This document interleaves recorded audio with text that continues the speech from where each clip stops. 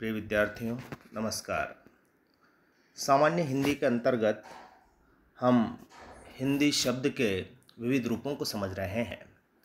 पिछले कालांश में हमने संज्ञा को पढ़ा, संज्ञा से उत्पन्न विकारों को पढ़ा, जिसमें लिंग, वचन और कारक थे, और इसके आधार पर हमने पाया कि हिंदी के जो शब्द संरचना है और शब्दों का जो निर्माण है उसमें संज्ञा की क्या भूमिका है, संज्ञा क्या होती है।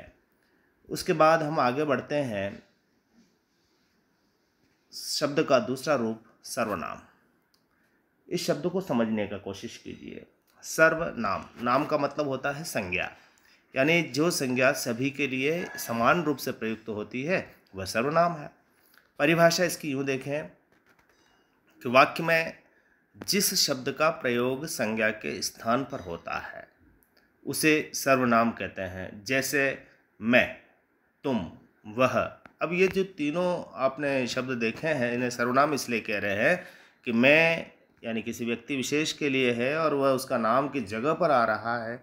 सामने को हम तुम कह रहे हैं जबकि उसका नाम है, वह कह रहे हैं तो उसका भी एक नाम है, वहाँ भी संज्ञा है, तो उसके स्थान पर जब हम किसी शब्द का प्रयोग करते हैं तो सर्वनाम हो जाता है। जहाँ तक सर्वनाम के भेदों की बात है तो सर्वनाम के 6 प्रकार माने गए हैं।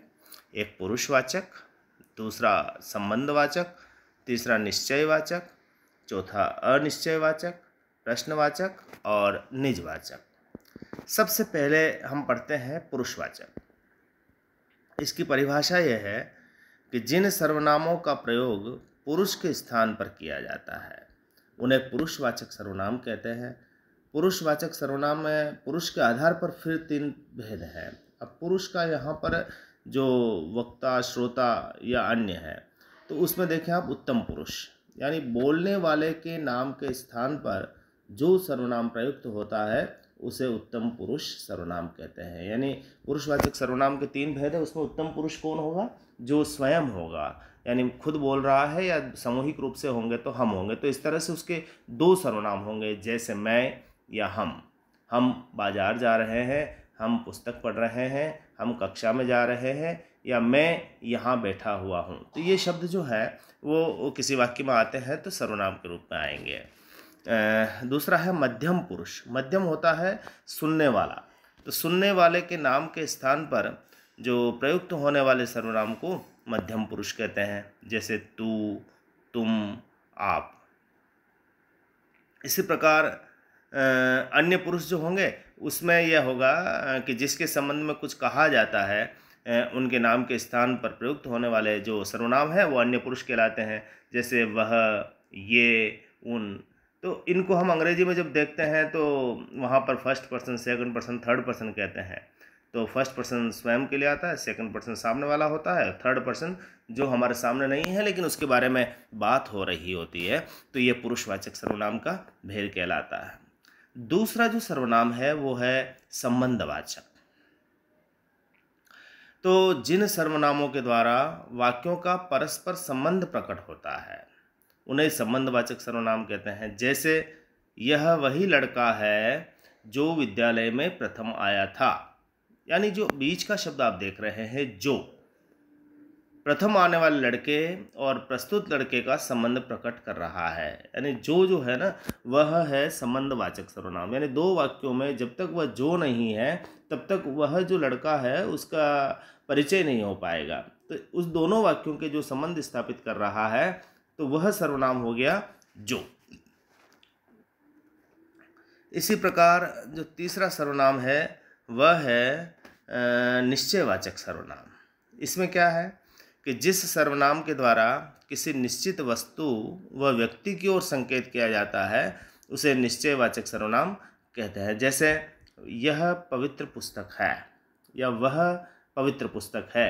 अब यहाँ पर यह तय कर लिया गया है कि जो वस्तु की परिचय दिया जा रहा है, जिस वस्तु का परिचय करवाया जा रहा है वह निश्चित रूप से वही है।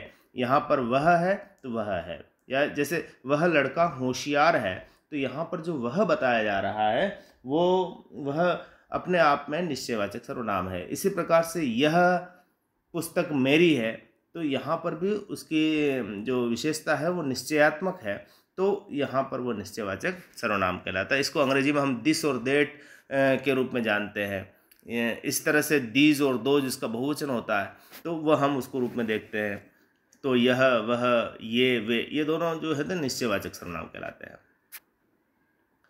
इसी का जो विपरीत है जैसे अनिश्चयवाचक सर्वनाम। अनिश्चयवाचक सर्वनाम में क्या है कि जिस सर्वनाम के द्वारा संकेत तो किया जाता है किंतु किसी निश्चित वस्तु या व्यक्ति की ओर संकेत नहीं होता, उसे अनिश्चयवाचक सर्वनाम कहलाता है। जैसे उसमें ये पता नहीं होता है कि वो कौन है। जैसे कोई पढ़ रहा है, अब यहाँ पर कोई पढ़ तो रहा है लेकिन कोई शब्द ये बताने की और संकेत है कि यहाँ पर निश्चितता नहीं है कि वह कौन है, या कुछ सुनाई दे रहा है। तो यहाँ जो ये शब्द है कोई हुआ, कुछ हुआ, इनमें अनिश्चयात्मकता है। तो इस अनिश्चयात्मकता के कारण ही ये अनिश्चयवाचक सर्वनाम कहलाते हैं, जो निश्चयवाचक के विपरीत होता है। निश्चय में तो यह पुस्तक मेरी है तो यह सामने है, लेकिन यहाँ पर कोई पुस्तक, अब यहाँ पर कोई शब्द जैसे आ गया तो वहाँ पर वो नहीं आएगा।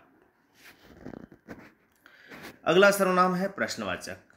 इसमें आप अच्छी तरह समझ पाएंगे कि जिसमें प्रश्नों का बोध होता है उन्हें प्रश्नवाचक सर्वनाम कह लेते हैं। जैसे कल कौन आया था, यहाँ क्या रखा है। अंग्रेजी में हम कभी कभी इनके बारे में कहते हैं WH वर्ड, जैसे हु, हुम, वाई, वेयर, हाउ। ये जो शब्द है उसका हिंदी में हम कौन, क्या, कब, कहाँ, कैसे, ये जो है वो प्रश्नवाचक सर्वनाम कहलाते हैं। और इनके जब वाक्य होते हैं तो इसके पीछे प्रश्न सूचक चिन्ह भी होता है।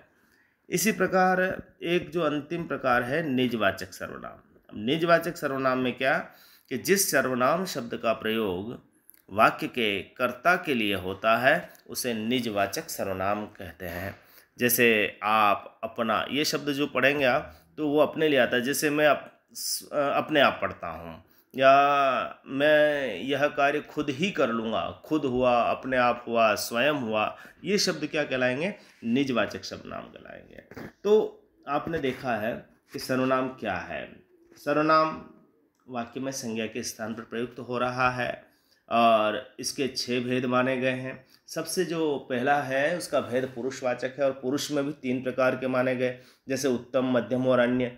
उत्तम में स्वयं के लिए प्रयोग हो रहे हैं, मैं, हम वगैरह आते हैं। मध्यम में तू और तुम आता है। इस तरह से अन्य पुरुष में वह, वे, उन जैसे शब्दों का प्रयोग होता है। इसी प्रकार संबंधवाचक शब्द में जो सर्वनाम है उनमें दोनों वाक्यों के बीच में संबंध स्थापित करने वाले शब्द होते हैं, और वो सर्वनाम संबंधवाचक सर्वनाम कहलाते हैं, जिसको हम अंग्रेजी में कनेक्टिव भी कहते हैं। तो ये यहाँ पर संबंधवाचक सर्वनाम कहते हैं। इस तरह से निश्चयवाचक सर्वनाम में यह, वह, ये, वे, जहाँ पर निश्चितता हो जाती है हाँ यही वस्तु है या यही व्यक्ति है, इसके बारे में कोई संशय नहीं रहता। इसी प्रकार अनिश्चयवाचक में यह संकेत नहीं हो पाता कि वह कौन व्यक्ति या कौन सा वस्तु है। प्रश्नवाचक में प्रश्न होते हैं, निजवाचक में निज होते हैं। तो इस प्रकार से आपने आज देखा कि जो सर्वनाम है वो क्या है, और बड़े सरलता से आप उनको समझा सकते हैं, समझ सकते हैं। मान लो जैसे प्रश्न आ जाता है तो कोई पढ़ रहा है। अब यहाँ पर इस वाक्य में कौन सा सर्वनाम है, तो कोई शब्द को देख करके आप ये पता लगा सकते हैं कि अनिश्चयवाचक सर्वनाम है। ठीक इसी प्रकार ये जो निजवाचक सर्वनाम है यहाँ पर भी आप समझ सकते हो कि यहाँ अपने आप आया है। जो आपने आज पढ़ा है तो उसके बारे में 2-3 चीज़ें खास है कि एक तो सर्वनाम के संज्ञा की भांति लिंग, वचन और कारक होते हैं, परंतु संबोधन कारक नहीं होता। तो जैसे संज्ञा के आपने कारक देखे होंगे कि कर्ता, कर्म, करण वगैरह, तो इसमें संबोधन कारक नहीं होता। सर्वनाम का जो रूप है वो लिंग के अनुसार नहीं बदलता। जैसे सीता गाना गाती है, रमेश पुस्तक पढ़ता है। यहाँ पर ता और ते हो गया, पुस्तक पढ़ता है, सीता पुस्तक पढ़ती है, पढ़ता पढ़ती हो गया। लेकिन यहाँ पर जो वह है, यहाँ पर यदि हम वह लगा देंगे तो वहाँ पर ऐसा रूप लिंग अनुसार नहीं बदलता। तो सर्वनाम के अनुसार वो नहीं बदलेगा, तो दोनों लिंगों में उनका रूप समान रहता है। तो सर्वनाम है तो वह है, तो सीता के लिए भी वह आएगा और रमेश के लिए भी वह आएगा। क्रिया का रूप बदल सकता है।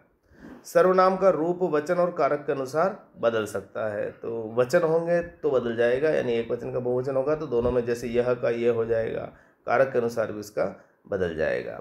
तो इस प्रकार आपने आज देखा कि जो सर्वनाम है वो क्या है और संज्ञा के स्थान पर जब वे प्रयुक्त होते हैं तो उनका स्वरूप किस तरह से बदलता है। शेष हम अगले कालांश में पढ़ेंगे। बहुत बहुत धन्यवाद।